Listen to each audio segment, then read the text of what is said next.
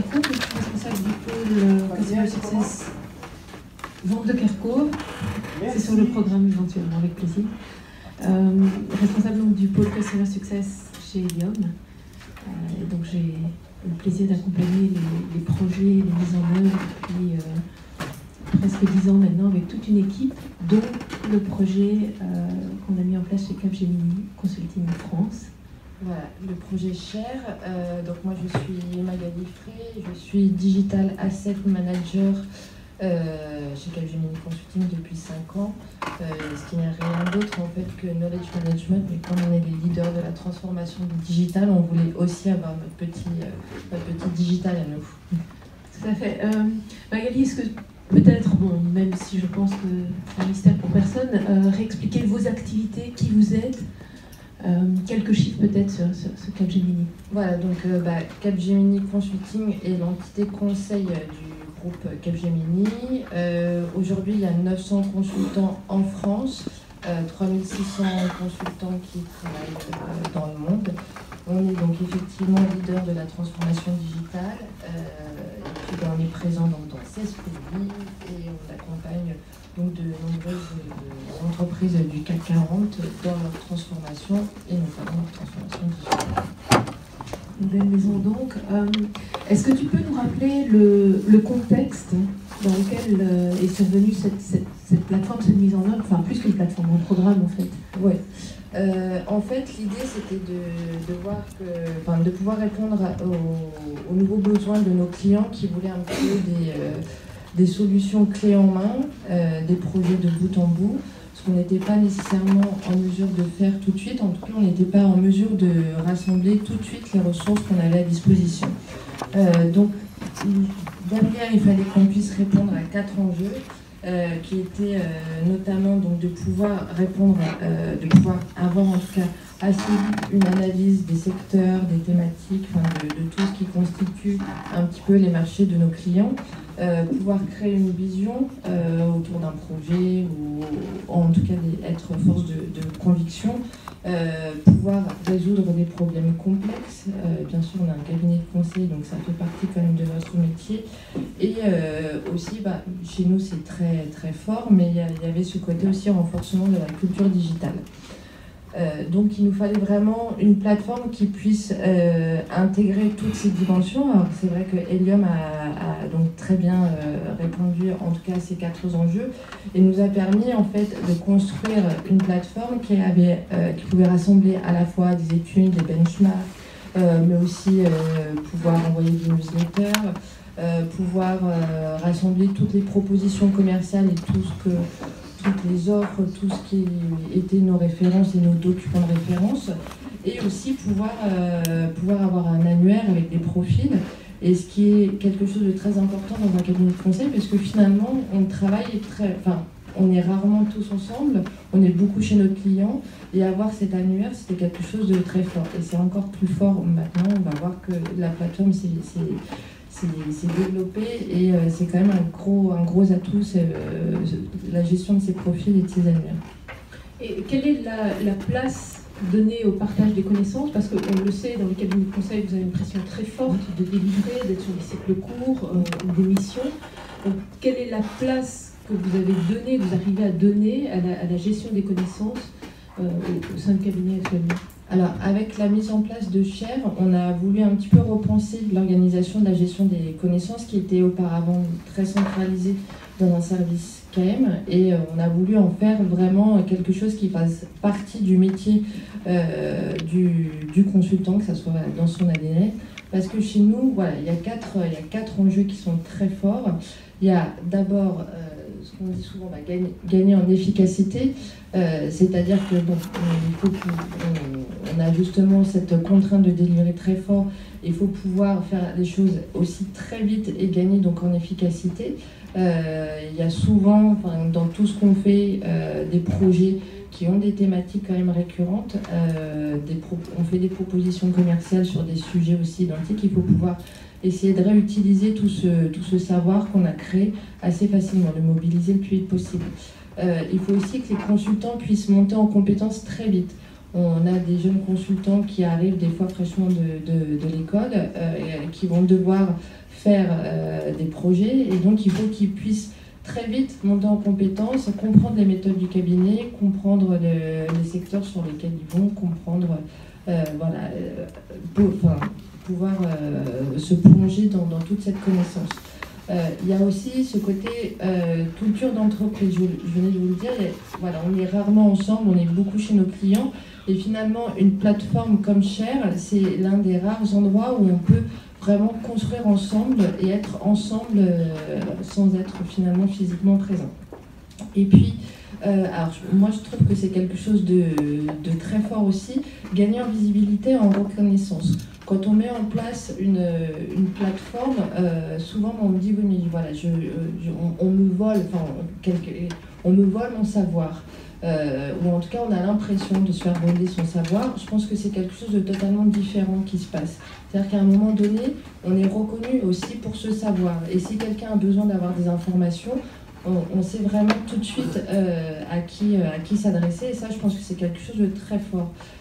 Donc moi, c'est vraiment ce que je pousse à chaque fois quand je fais des formations, etc. Je dis, n'ayez pas peur de partager. Ça va vous permettre de gagner en efficacité, en visibilité et en efficacité, bien sûr, que ça soit d'abord au niveau local, mais même au niveau international. Alors on l'entend, il y a vraiment eu chez vous une prise de conscience de l'importance de la connaissance, une place qui lui a été accordée, tout un système aussi de reconnaissance interne qui a permis de construire cette base et de construire les flux.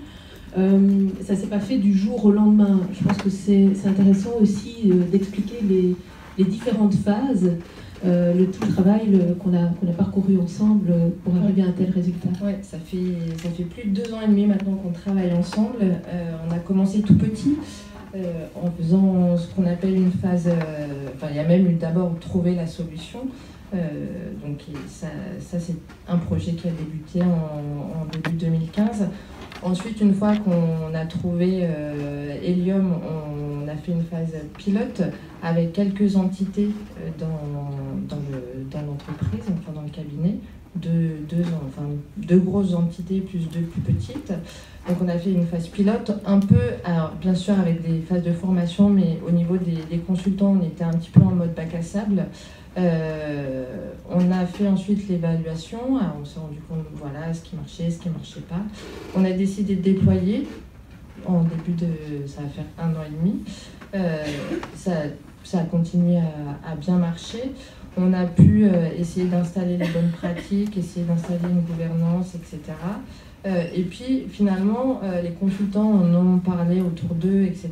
Et donc il y a une entité au niveau international qui a demandé à aussi avoir notre plateforme Share.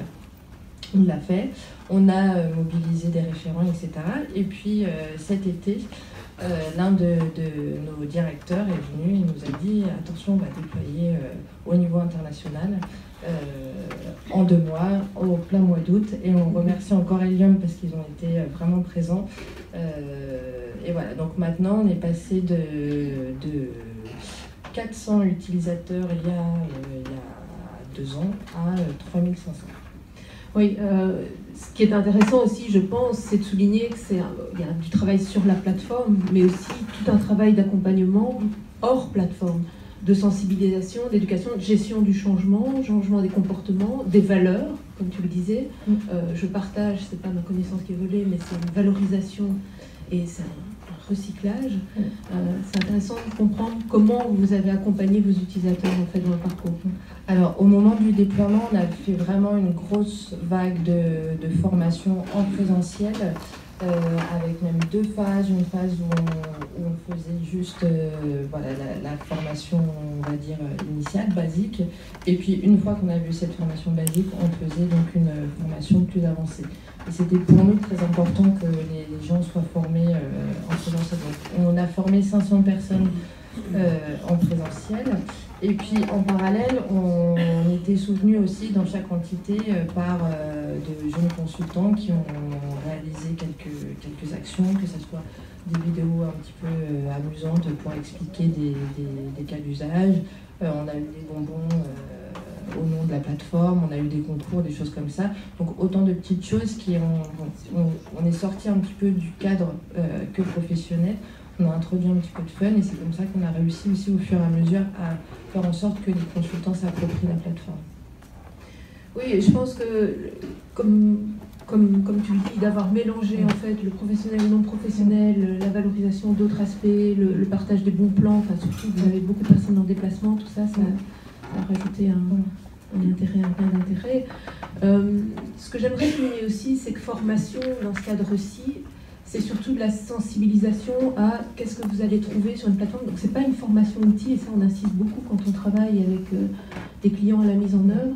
C'est vraiment plus des workshops, d'expliquer ce que vous allez trouver sur la plateforme, ce qu'on attend de vous en termes de comportement, ce que vous pouvez y apporter, les règles du jeu aussi en quelque sorte. Et c'est toute cette couche en fait sociale, contextuelle, comportement, qui est vraiment importante au moment du lancement pour que tout le monde puisse comprendre ce qu'il y trouve et ce qu'il y apporte. Oui. Ne serait-ce que indiquer, par exemple, que chaque personne peut modifier un contenu auquel il a accès, par exemple, c'est déjà ça en termes de tout un état d'esprit, à faire passer et c'est toujours un peu surprenant. Vous êtes appuyé aussi sur un réseau de référents qui a un rôle particulier. Explique-nous peut-être. Alors, donc, dans chaque entité, on a ce qu'on appelle un référent chair qui est donc en charge de mettre en place la bonne organisation et la bonne gouvernance, qui est nous notre lien direct avec donc les digital asset managers.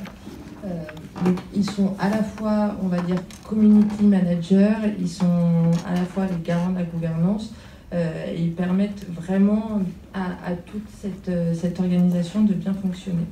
Ils participent par exemple à des comités éditoriaux qui sont chargés d'identifier les principaux documents à mettre en ligne en priorité. Et puis ensuite, donc, il y a les dames, donc, puisque nous sommes aussi deux femmes, donc les Digital Asset Managers, qui viennent comme ça en appui, enfin qui sont aussi en charge de toute l'administration de la plateforme. Et puis aussi, ce qui est important, c'est d'avoir des sponsors qui sont présents au COMEX, qui puissent aussi prêcher la bonne parole. Donc ça, pour nous, c'est important. C'est vraiment le trio gagnant, effectivement, cette partie sponsorship, leadership assez fort, qui imprime vraiment l'usage et qui donne le ton. Une petite équipe qui a une connaissance très profonde, fonctionnelle et qui va amener de la vision, et puis un réseau distribué d'ambassadeurs ou de référents, peu importe comment on les appelle. Mais c'est effectivement une organisation qui fonctionne. Voilà, et les équipes les référents ont pu avoir des équipes plus ou moins grandes à différentes périodes. C'est-à-dire que vraiment, quand ils lancent l'espace, ils sont plus nombreux et ils essayent vraiment de dynamiser, de créer une animation dans leur entité. Et puis, une fois que l'espace tourne tout seul, ils peuvent un petit peu se désengager. Mais il y a besoin, à un moment donné, d'avoir un référent appuyé d'une véritable équipe pour bien créer une dynamique. Peut-être lever un coin du voile sur votre plateforme et par la même occasion, en ayant cet aperçu des différents types d'espaces, mieux comprendre les différents types d'usages en parallèle maintenant sur cette plateforme. Est-ce que tu peux nous dire un peu plus ? On a essayé donc vraiment de créer des groupes d'espaces qui correspondent vraiment à des usages. Donc on a le premier espace qui est l'espace Our Resources et qui est vraiment celui dans lequel on va trouver tous nos assets, tous nos documents, nos propositions commerciales, nos références, nos méthodes, nos formations, tout est là. On pourra trouver aussi les supports de communication institutionnelle, les informations concernant les ressources humaines. Et ça, c'est des espaces qui sont ouverts à tous les consultants de Capgemini Consulting France et certains consultants à l'international, mais une poignée, on va dire. Puis, Ensuite, donc ça, on est vraiment sur de la gestion des connaissances et du KM classique. Ensuite, on a des espaces qui sont plutôt des espaces dédiés à l'animation interne des entités. Donc chaque entité fonctionne un petit peu comme une petite entreprise chez nous. Et donc, on a besoin de pouvoir... Enfin, le top management a besoin d'avoir on va dire, là on est plus dans du réseau social, du RSE, et donc là c'est de l'information, des statuts, on est plus quelque part dans la communication, voilà, interne. Voilà, on se rapprocherait plus là d'un fait d'entreprise quelque part. Ensuite, on a, et là c'est peut-être la dimension qui, pour être honnête, marche le moins bien, c'est ce qui est My Client Project, donc des espaces qui sont dédiés aux projets qu'on mène chez nos clients. Et alors c'est souvent plus compliqué à faire parce que bon, en fonction du type de client, voilà, on n'a pas forcément la possibilité de mettre en place facilement ce type de plateforme. Alors ça marche très bien à ce moment-là pour des gros projets où on a besoin aussi d'avoir de l'animation interne. Mais finalement, pour créer un espace de gestion de projet, c'est plus compliqué. Mais par contre, ça fonctionne très bien sur les espaces de contribution interne. Donc dans les cabinets de conseil, chaque consultant a aussi un projet interne. Il travaille pour le cabinet de conseil. Et c'est là où on a le plus d'espace. Et puis après, voilà, on a un espace qui concerne la plateforme. Alors, on n'en verra pas plus, on le comprend pour des raisons de confidentialité évidentes. Alors, la question qui vaut son pesant d'or, quel conseil tu donnerais aux personnes qui aujourd'hui, aux knowledge managers qui aujourd'hui ont à déployer ce type de plateforme? Quels sont les principaux enseignements après 2 ans et demi? Bon, on en a parlé, voilà, cette extension qui s'est faite très rapidement.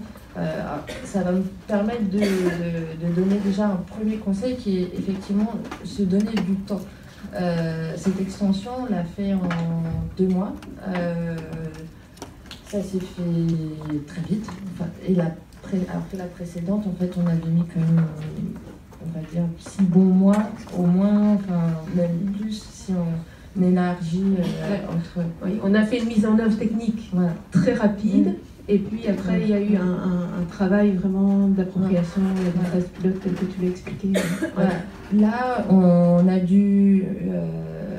déployé, les gens ne connaissaient pas la plateforme, n'avaient pas eu de formation, même les personnes qui géraient le projet n'étaient pas formées. On l'a fait très vite. Là, aujourd'hui, on est en train de rattraper les choses et de mettre en place des actions un petit peu correctives, mais c'est vrai, bon, ça n'a pas empêché le projet de marcher. Finalement, même comme ça marche. Mais c'est pas la situation idéale. Vaut mieux essayer de penser la structure. Aujourd'hui, on verra, il y a plein de questions du coup qui sont liées à tout ça. Dans les autres, peut-être que du coup, oui, tu peux mettre le slide d'après. Oui, on va passer aux évolutions. Voilà, donc les conseils. Voilà, dans les conseils, du coup, pour éviter ce manque de temps, vraiment essayer de penser une phase pilote. C'est vraiment bien, enfin, le côté bac à sable, essayer de voir les usages pour pouvoir corriger le tir, réorganiser les choses. C'est quand même quelque chose de pas mal. Avoir une équipe, et une bonne équipe, et pas une personne et demie, c'est bien. Quand on a lancé le projet, il y avait 4 personnes à temps plein et c'est vraiment quelque chose d'important. Ça nous a permis de bien structurer la plateforme. Impliquer le top management dès le début pour favoriser l'adhésion, c'est très important. Alors chez nous, on voit par exemple que quand le top management est impliqué, l'activité augmente de 30 à 40% sur l'espace. Donc voilà, c'est très important. Être à l'écoute des feedbacks pour adapter la plateforme, c'est ce qu'on essaye de faire de façon récurrente. Là, on a mené un projet avec de jeunes consultants qui ont un projet interne autour de la plateforme. Voilà, on a pris tout leur feedback et maintenant on va pouvoir un petit peu réorienter les choses au niveau de la France. Dans ce qu'il faut éviter de faire aussi, je pense que la plateforme permet de créer beaucoup d'espace, mais du coup, avec autant d'espace, on peut aussi créer des silos. Et c'est un petit peu l'inverse du coup de les faire chercher. Voilà, de les faire chercher, on se retrouve avec plein d'espace et tout le monde communique en vase clos. Donc on est toujours, enfin moi dans les formations, je suis toujours en train de leur montrer que j'ai pas le même nombre de résultats qu'eux dans leur recherche parce que je fais partie des personnes qui ont accès à toute la plateforme. Et c'est vrai que comme ça, ils arrivent à comprendre que c'est important qu'on partage dans les espaces communs et qu'on ne soit pas uniquement dans l'espace de l'entité. Et gagner du temps, et se donner du temps, je l'ai évoqué tout à l'heure, parce que sinon, voilà, on se retrouve peut-être avec les questions du slide précédent autour de... Voilà. Aujourd'hui, avec l'ouverture à l'international, on se retrouve avec plein de questions qui sont la gouvernance, notamment comment on va mettre en place cette gouvernance avec les autres pays.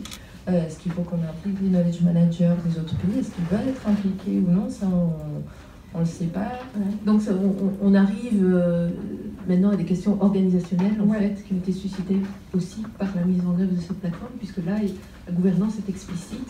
Il y a effectivement des choix à faire. Oui, il y a des choix qui sont au travers du paramétrage, qui se traduisent par le paramétrage.